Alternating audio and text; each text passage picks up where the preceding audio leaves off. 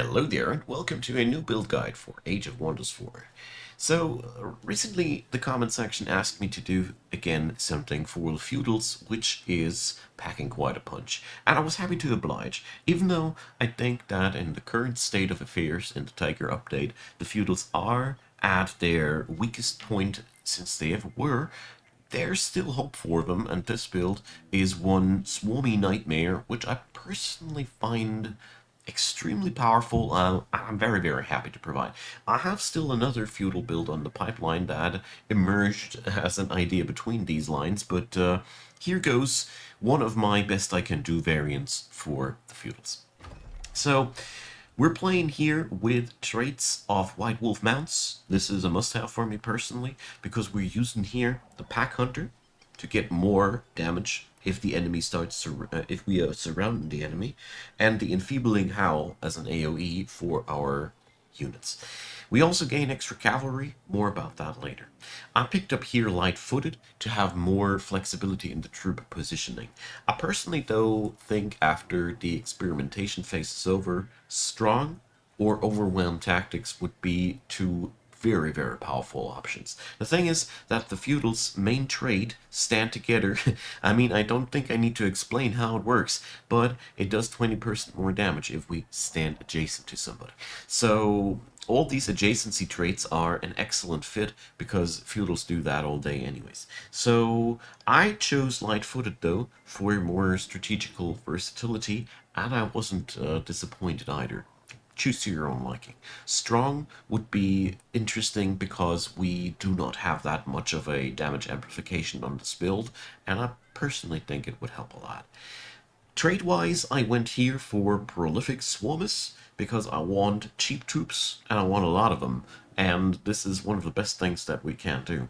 The thing is, I want to utilize the Feudal Lord trade as hard as we can, eventually reducing all unit upkeep to the hard cap of 50%. I think it's 50%. Either way, it's a pretty nifty little thing. Prolific Swarmers also gives us faster city growth, which ain't a bad thing at all, because we can utilize that too. And since we have evolving tier 1 units, there's a lot of everything in this package.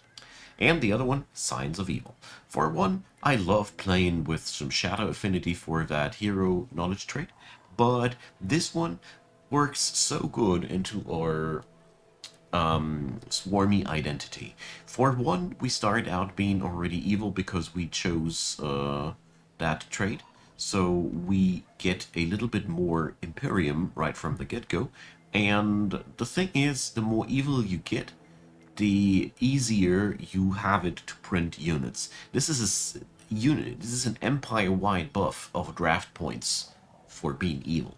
You can relatively easily produce units as you wish with this trait. It's very, very powerful one, but also very situational, but this build makes some good use of it. So, when we're heading to the Tome Library, I obviously went for the Tome of Beasts in a cavalry heavy build.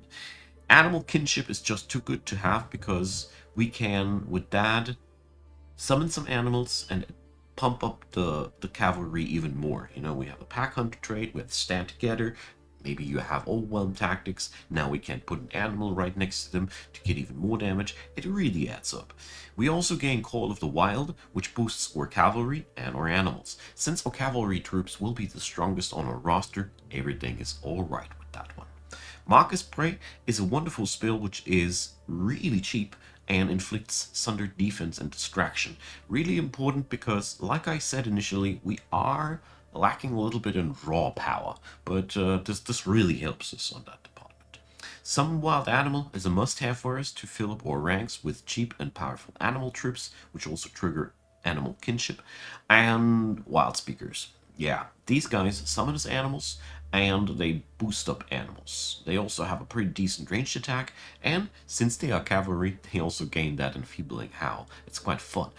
And we gain wildlife sanctuaries, which allow us to recruit animal units in our cities. This is really cool, and it increases even more draft production with forests. So strongly recommended to put this into a city where you have a lot of forests. I personally think one of them is enough for your empire. My personal take, but play as you like.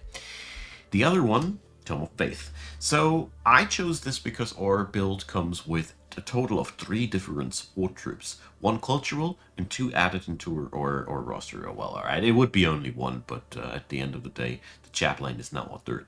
This means Tome of Faith gives us, with Staves of Mending, a massive payoff. Not only do our troops get again a faithful boost with lessens the unit upkeep, which is always nice, we also gain a touch heal for our Bannermen, for our Wild Speakers, which natively cannot heal at all, and we gain a really nice burst healer, and to add some icing on the cake, we also gain the Bless spell, which allows us to crank up the damage of one specific of our units. This is very, very powerful because we need those tools to crank up the damage. It's really important.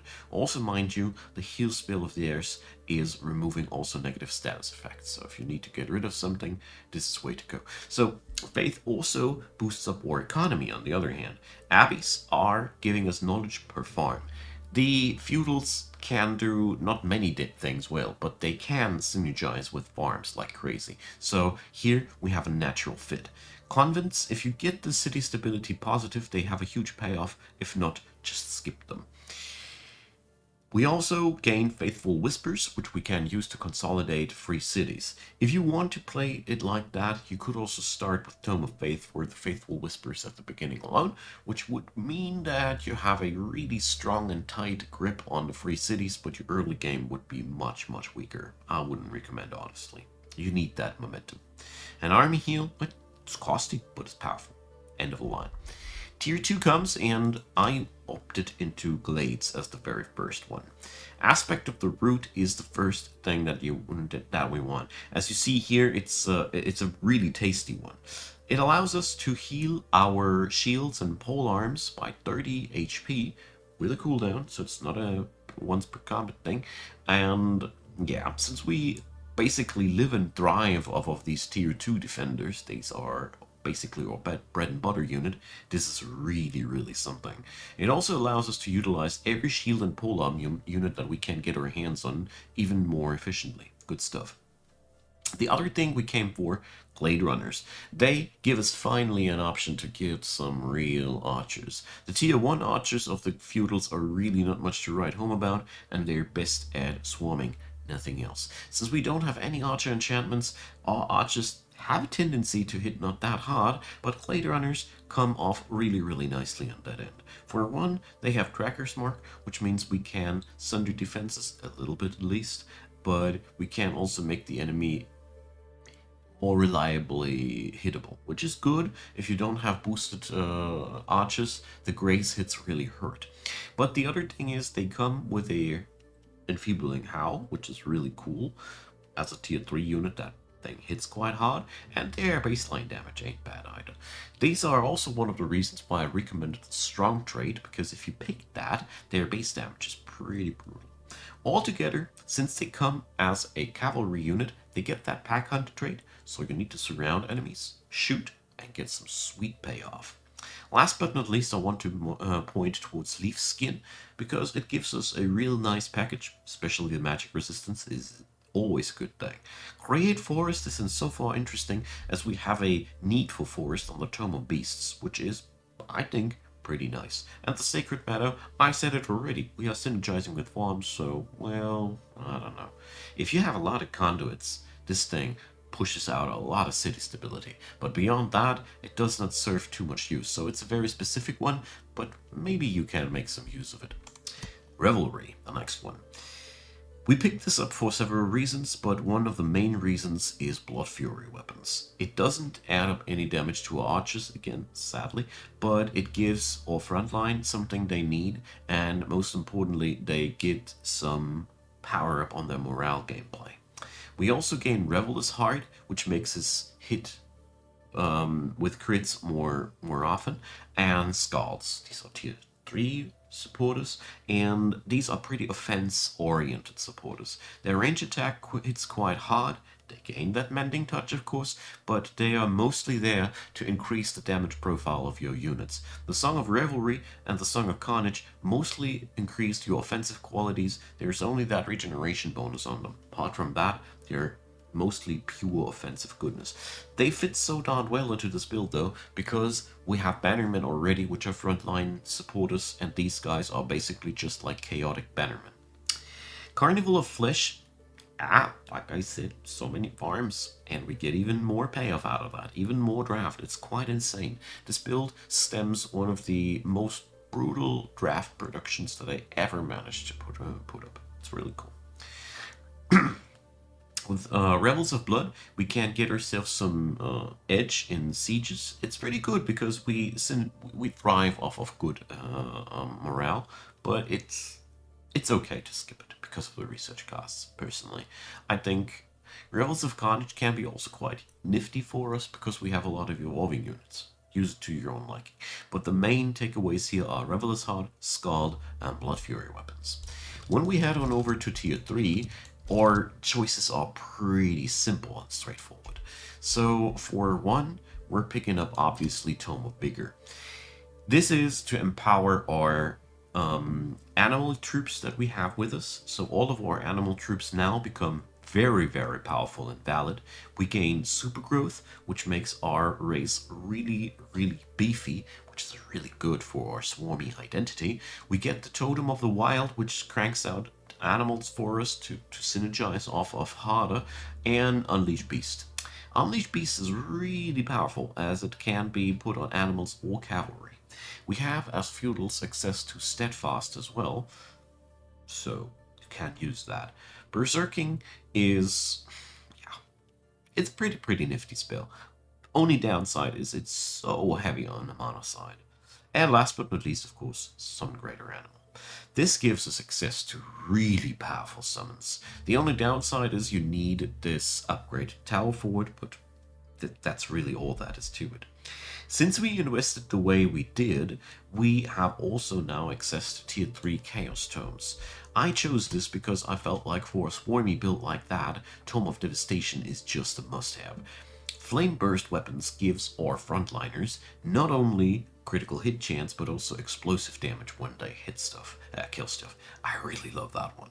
We also gain Focus of Devastation, which makes our supporters hit not necessarily harder, but we can kick out people out of defense modes, which is amazing. Believe me that. Devastator spheres are really cool as they can be put into the enemy to explode, and the 8 points of fortification damage are really nasty. So that's a pretty powerful one. Out of the siege projects that we have in this build, it's one of the most tasty ones in my opinion. Warbreed comes as a shock unit tier 4 if we need it. The thing is, we have pretty powerful shock units with our knights, but these guys are just a tier higher. And with Monstrous Rebirth, which is really cheap, we can turn our super available troops that we got into Warbreeds. This is really cool. This is so powerful for this build. I can't stress it out enough how powerful it is.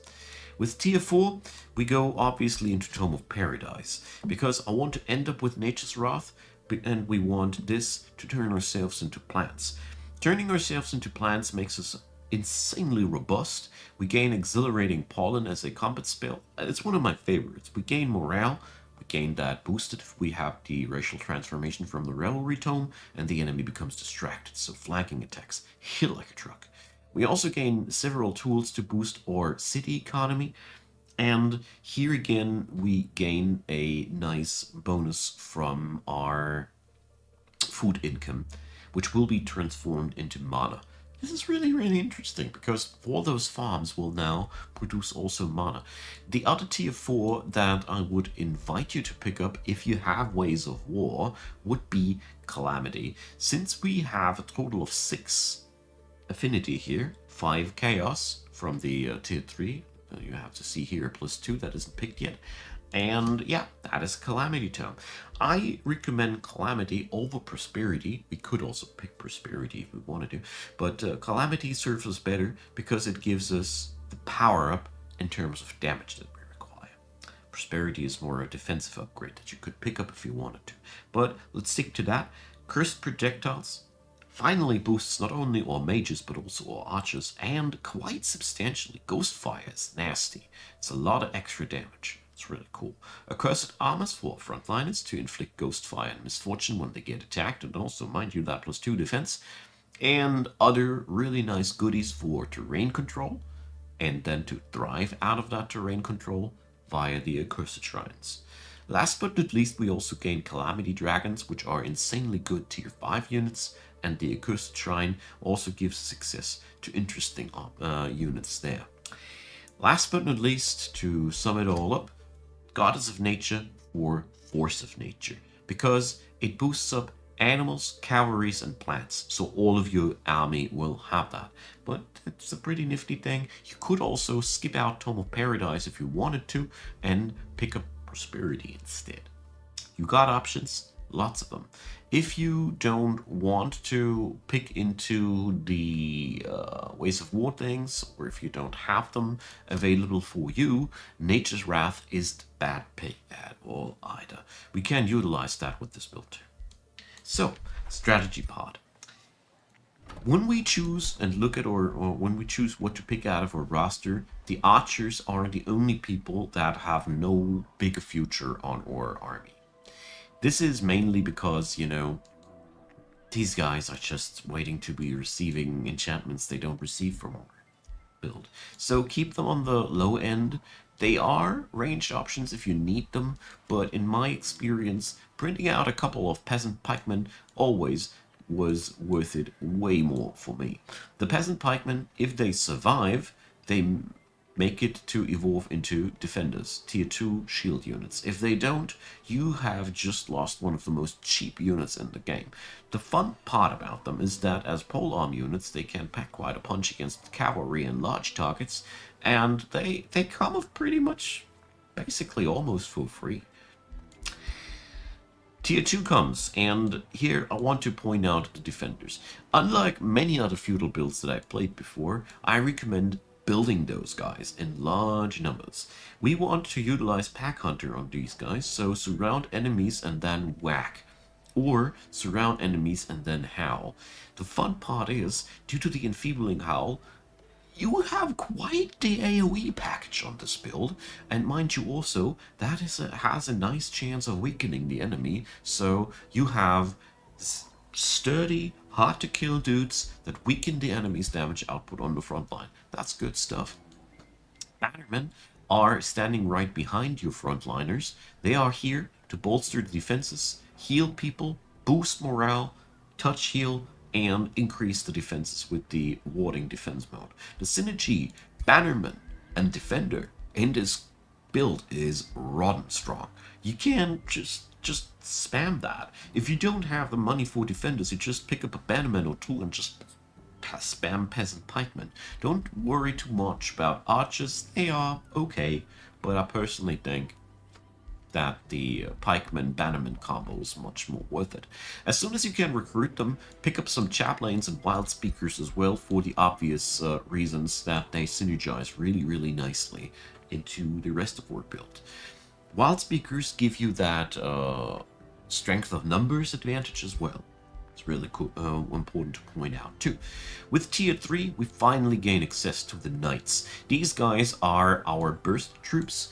Being mounted and being on white wolves, they come with all the advantages that are there. So here again, surround and attack. It takes a little bit of practice to get used to it, but once you are, it's really good. I can't deny. And here the Glade Runner is basically the ranged brother of your knight. Here, those guys are much better than your archers. They aren't enchanted either, but their baseline damage is so much better, and they come at least with the ability to sunder people's defenses. When you have established a city that can recruit animals as well, it is worth pointing out. Gore-Tusk Piglets are your poor man's shock troop. They are so amazing. They are cheap. I mean, look at this. 4 gold and 1 mana. I don't know what to say. And they eventually can transform into Gore-Tusk Matriarchs, which are really nearly as good as your knights, or even better depending on your situation. The thing about these is Natively, the feudals don't have access to shock troops. With these, they have. Dread Spider hatchlings have a really nice side effect of poisoning enemies, but that's not much more to write home about. I personally prefer the Vampire Spider hatchling every time of day. They can also inflict bleeding, not poisoning, but they also steal a life and are obnoxiously hard to kill. And Razorbacks are, to me personally, what I always pick over the Archers until I have Glade Runners available. Because they pack quite a punch without any enchantments. They are nasty to kill due to Quill Hide. They also come again with a low maintenance, and yeah, that's just the point. Wargs, on the other hand, their main takeaway is how gosh darn fast they are. They are really among the fastest fighter units in the game. They can't do much more about besides that. Alright, that's the animal troops, and you can obviously summon them all via summoning wild animals. I also want to stress out how important I think the Signet of Knighthood is, because without it, you don't get the 20% damage bonus from Stand Together. Research that, spam it, it's really, really important. So, gameplay-wise, you want to put up a big army and you don't want to stop ever.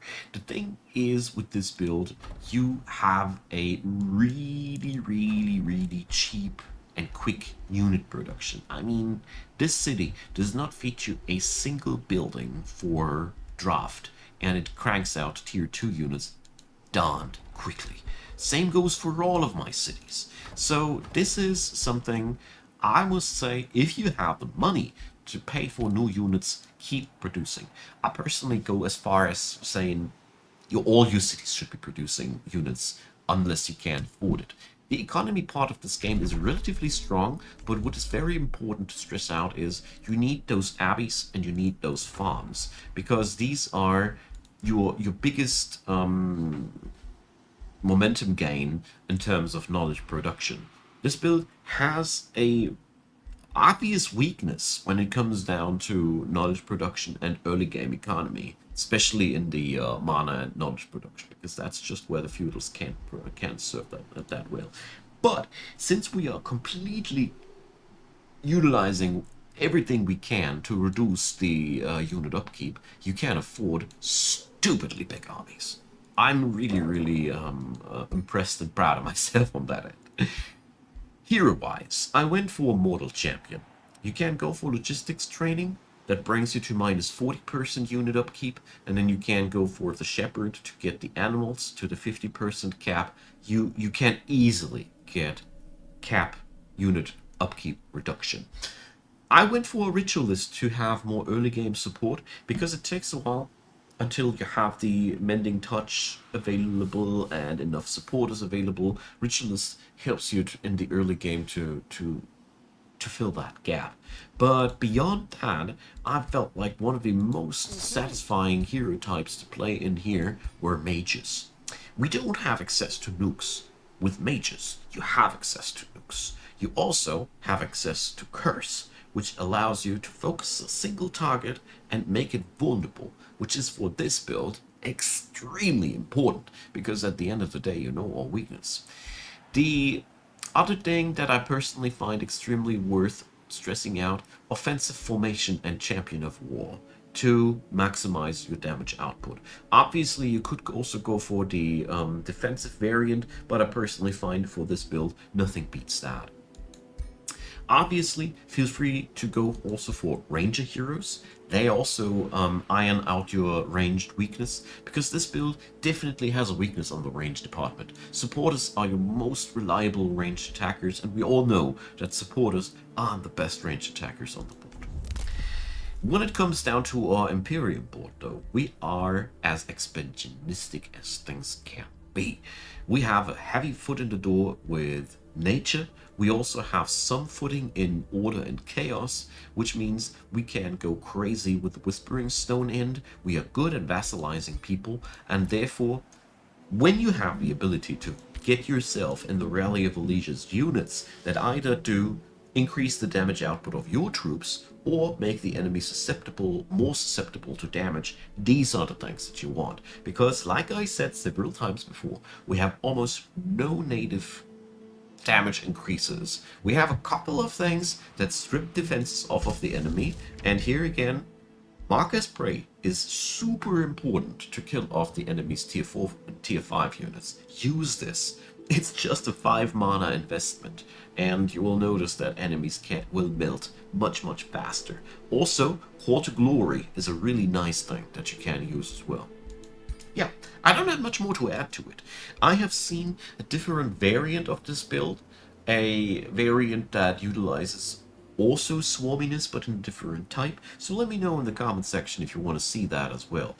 If I need to rate this build on my on a scale of 1 to 10, I'll give it a solid 6 of 10.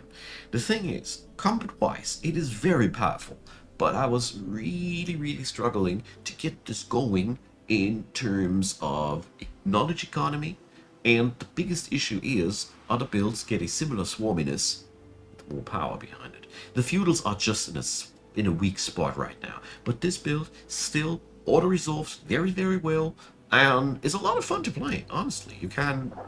I personally found the most fun part about it was to see how fast I was able to build up huge and impressive armies.